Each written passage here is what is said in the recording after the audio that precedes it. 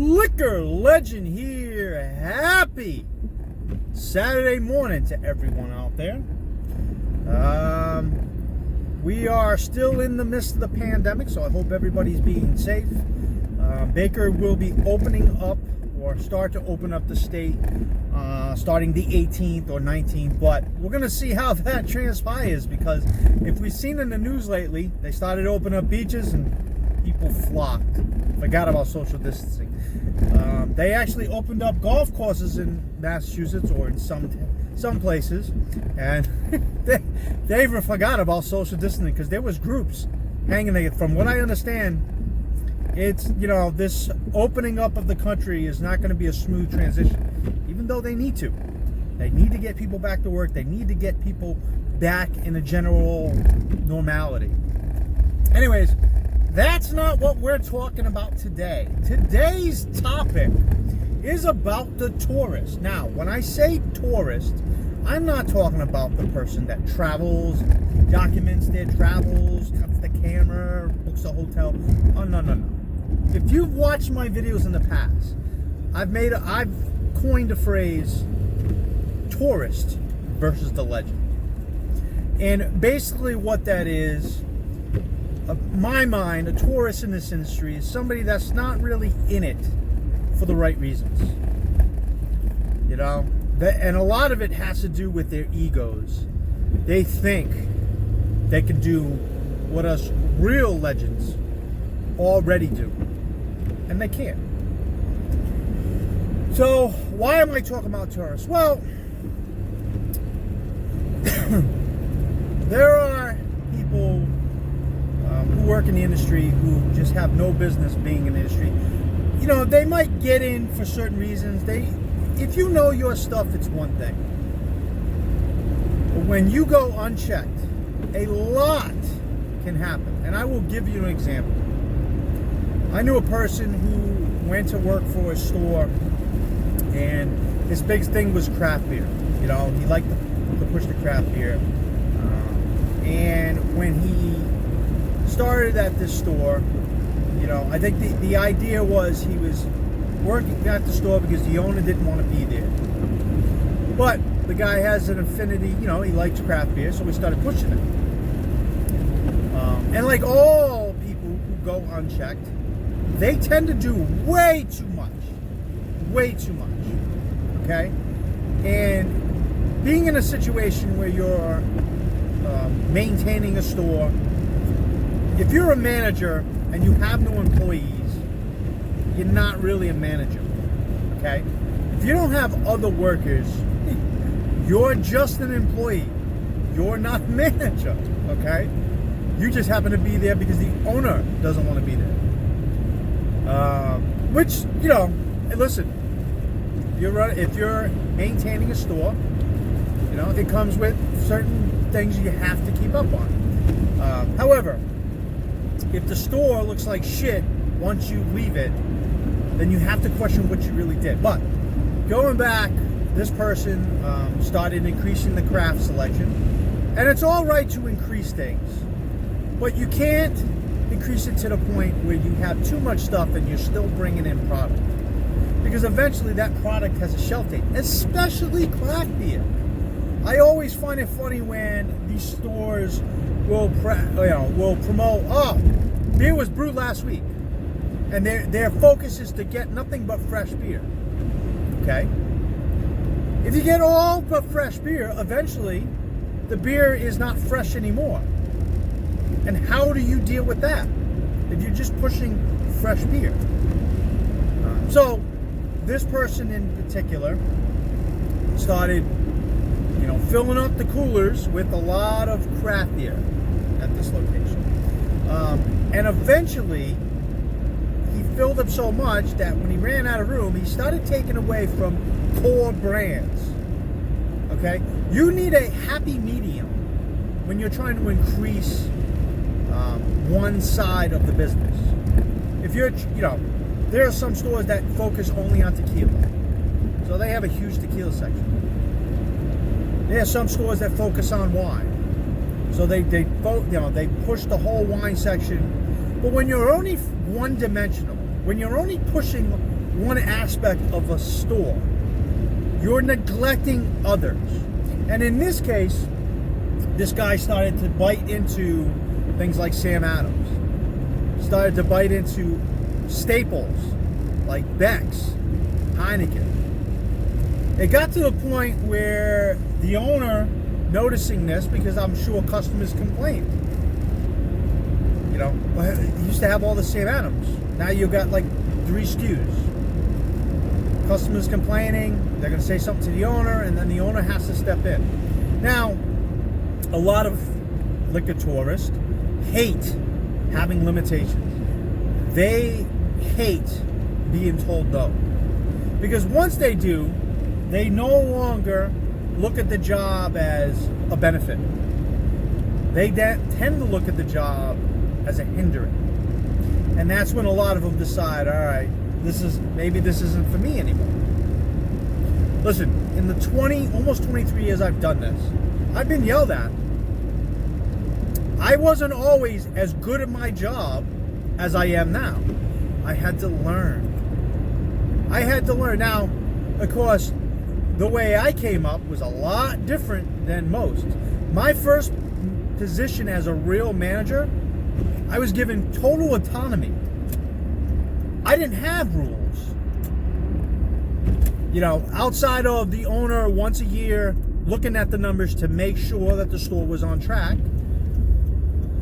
I got freedom. Now, a lot of people won't ever get that.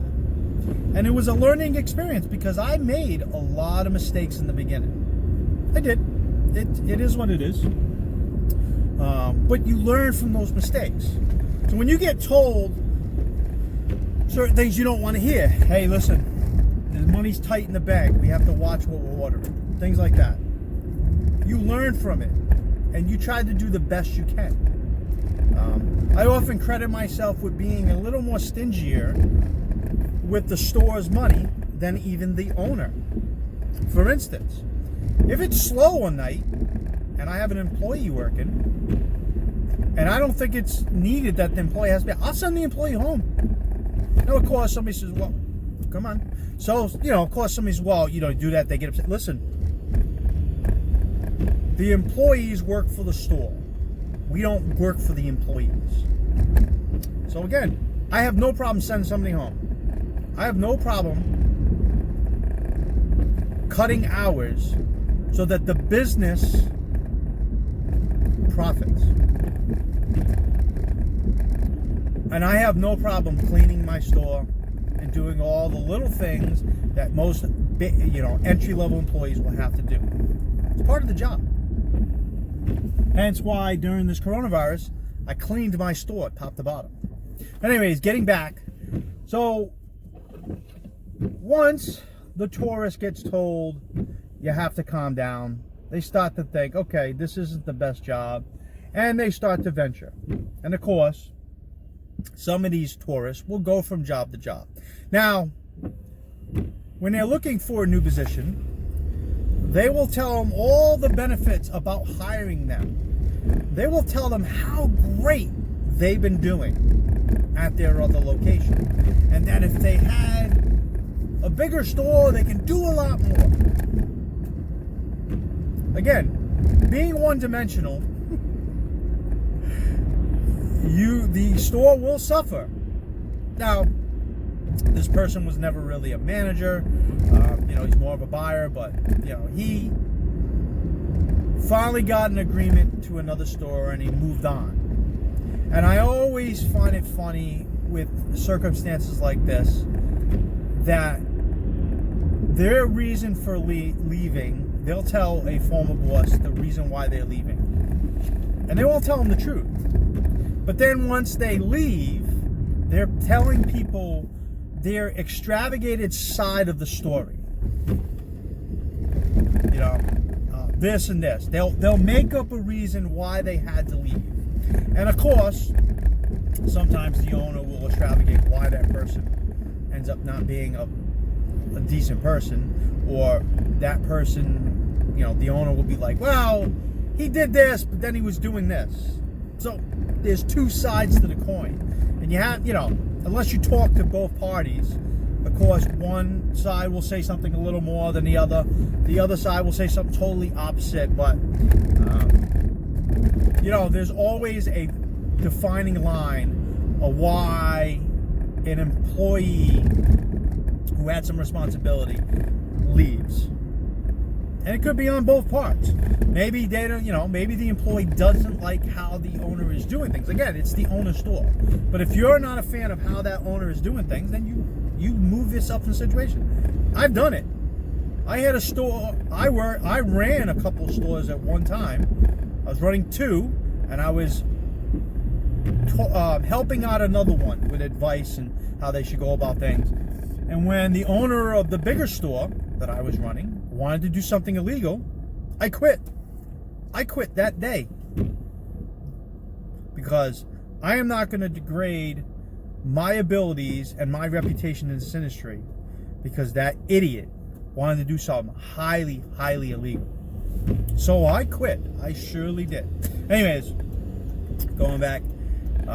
So now this tourist, now he's in this new position. And of course, when the position is new, he's going to push. And again, it gets back to the crap beer, fresh. But you start neglecting other parts of the industry. If all you're doing is focusing on craft beer, what about your wine selection? What about your liquors? Tequila, gin, vodka, rum, whiskey, bourbon, sake. So being one-dimensional, you'll see some increase when you have somebody that's being attentive to a certain situation. But one-dimensional comes with its downfall. It comes with faults. So after a while, if you're constantly trying to keep up, you again expand the entire section way past the normality. And if, in all fairness, if an owner isn't paying attention, isn't keeping up with how things are running from their employees, then you're going to see some shortfalls from this. Okay? Especially if the employee is promoting himself way past what he really can do. Some of these guys will believe, I should be making more money. I have some of them that believe they should be getting a piece of the company. Now, some of us in this industry have these things in place where, we're getting a salary plus we're getting a bonus, we're getting a commission or an incentive to keep the profits moving. And the ones that get that, I'm one of them. I'm looking at all aspects. I'm not focusing on one. I focus on everything. But again, I'm a different animal in my industry. So once you're increasing it, so if you increase your craft beer selection by 3 times, but you're only getting double the amount of clients, it means you are potentially starting to order more than what you're selling. And with craft beer, there is a shelf life. So what do you do with all the extra beer? Now, you can ask salesmen to pick things up, and sometimes they don't mind. They don't have a problem doing it. But if you're asking all the time, that becomes an issue with the salesman. And I've heard this person in particular that I'm talking about was giving away the older beer to other employees. And if I was the owner of that company, my first question to that employee is like, okay, so who's paying for the beer that you're giving away? Did beer if you had 8 units left of something that was too old to sell, did you just take it off the books? Now that is being irresponsible. That makes you not a very good person at all, especially because it's not your money you're giving away. It's, and again, these are things I've heard. I can go through a whole other list of things. I know stores that get collaborations. They do this collabs where the store is doing so well that the brewery will make up a special batch. And you can have that done. Some breweries will do that. If you buy enough supplies from them, they have no problem making a special batch. And again, you got to be promoting the store, not yourself. You put your face and your name on the can, and you're not the owner. I have to question what the hell the owner is thinking, or if the owner even knew that this was happening. Again, tourists promote themselves. Tourists are about promoting the store, but they're more about promoting themselves, promoting their egos. You can have an ego. You can be good at your job, but it's about promoting the store first.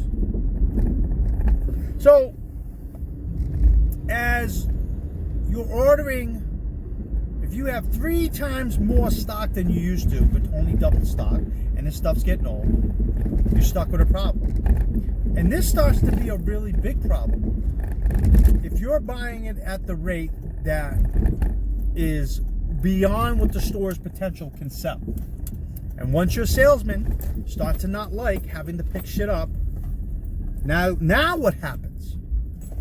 One of the things I find funny is in this type of situation, and it can apply to, it doesn't have to always apply to craft beer, because I know a store that focuses on wine, they end up with a lot of backstock. And a lot of times, stuff gets lost in the store. And then when somebody ends up leaving the position and somebody else has to take over, or ownership has to look at what all the stock they have, because it's all value, and eventually it loses its value if it goes out of code.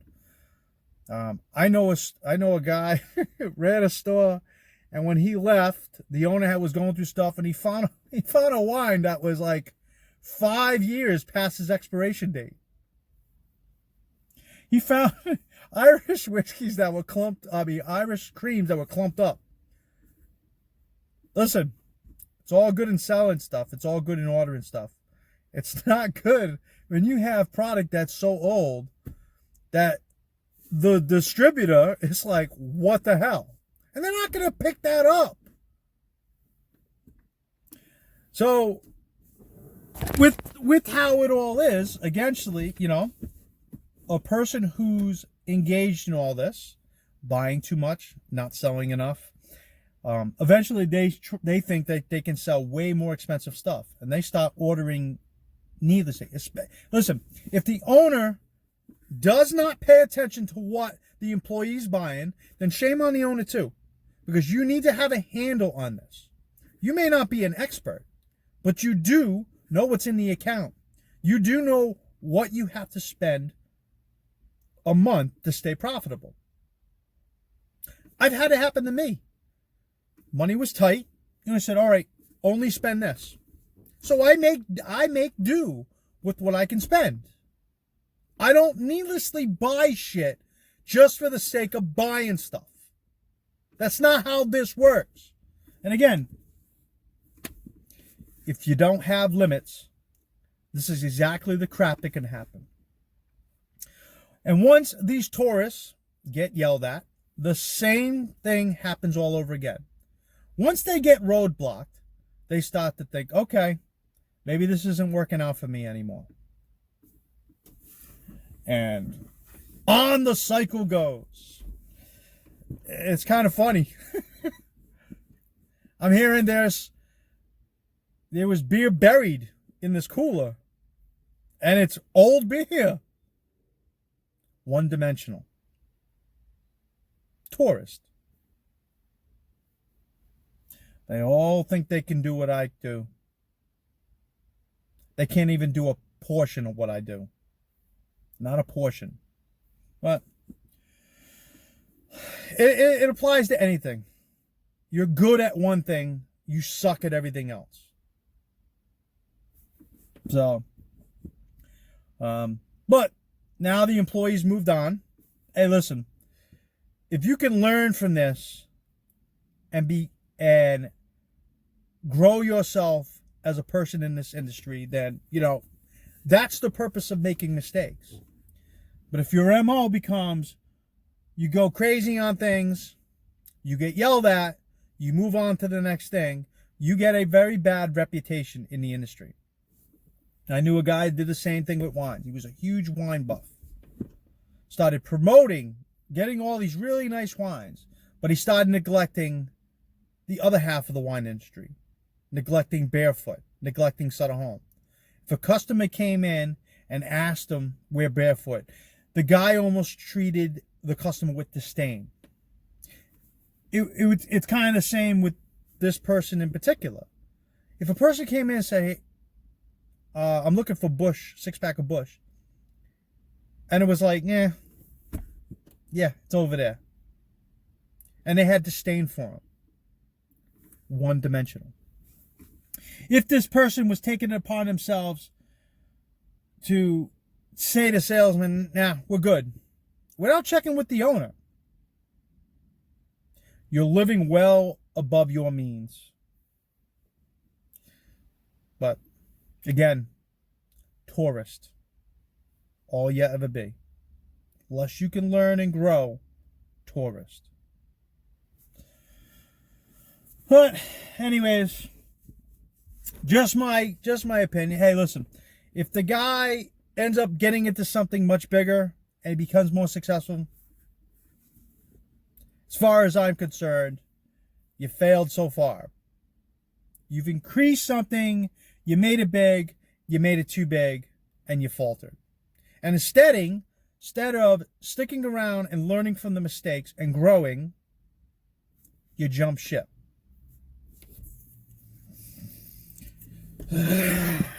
But we all can't be legends in this industry. We all can't do the things we need to do to make the store better, not ourselves. Of course, I understand. I go through the whole, I got the whole liquor legend thing. I need a name that stands out. But I promote my products. If you notice on a lot of my social media, my Instagrams, my Twitter, my YouTube, my TikTok, I'm promoting the brands. That is what makes me great.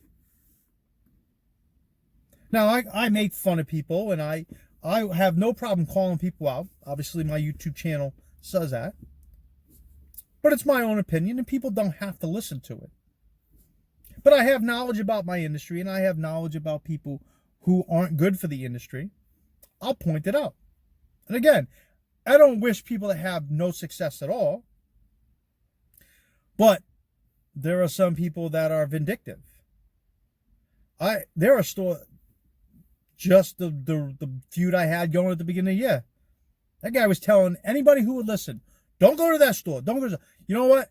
I have no problem telling every one of my customers, please, check out the other stores. See the difference between that store and my store. I want customers to visit other stores because they will see the difference. And this coronavirus, even though I've lost a lot of college business, I've gained a lot of more locals. And that's the bread and butter of this. The college kids, the college youth, listen, that's great disposable income. That's awesome. The locals are the bread and butter. And again, as I've said it before, if you come in and buy a cheap dollar nip because that's the only money you have in your pocket, or if you buy a $24 4-pack of craft beer,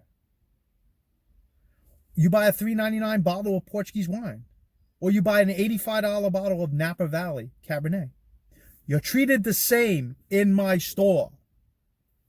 The exact same. The only thing I don't have time for and I don't have patience for is thieves. I don't have patience for crooks, swindlers, and hustlers. The adage goes, can't hustle the hustler. And believe me, I hustle. I earn the money I make. I earn the benefits I have. There's a reason why the owner really only has to come here once a week. Because I take care of my position. I take care of my store. And eventually, we're going to be branching out to other stores. And what I'm applying here will be applied in all those stores. What I'm doing here is the catalyst for how all the stores will run. Because I'm about increasing the brand. I am a brand, but I represent a bigger brand. And that's what sets me apart from the tourist. I'm not one-dimensional. I know my wines. I know my liquors. I know my beer. So if you get roadblocked and you jump ship, you are the basic definition of a tourist. And you will never find success. You'll find success in the beginning, but then your shortfalls will end up knocking you out of that success.